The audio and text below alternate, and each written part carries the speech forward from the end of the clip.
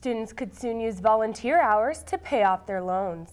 A newly proposed loan relief program means post-secondary students in the province could have a portion of their debt lowered by helping out in the community. Arlinda Hoang joins us live from the News Center with more on that story.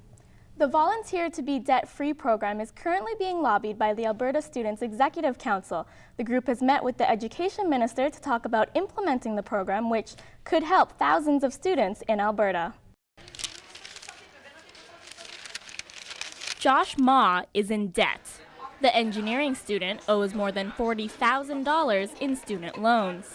Ma is one of more than 40,000 students across Alberta who took out a loan this year. In a few months, he'll begin the struggle of paying off his mounting debt.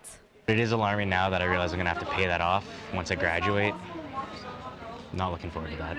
But if a new loan relief program put forth by the Alberta Students Executive Council goes through, Ma and countless other students could be in luck. We're looking for creative and innovative ways to allow students to achieve some sort of loan remission while giving back to Alberta communities at the same time. Students taking part in the program would need to volunteer for a minimum of 100 hours to a maximum of 300 hours. A certain amount of debt would be paid off based on those hours. In some cases, up to 50% of a student's loan could be paid through volunteerism. It's an idea that the nonprofit sector is all for, especially as statistics show the ages the average post-secondary student falls under is the group least likely to volunteer. It's a great way to get experience for students, but it's also a great way for nonprofit agencies to get those volunteers that they so desperately need. While Ma doesn't do anything to help the community now, he says if the program was implemented, he would volunteer in an instant. It would almost be a blessing that if it went through, because then it would just be something that would help me pay off my student loan. And it would just make the plan go so much faster and be able to do more stuff with my life after my loan's paid off.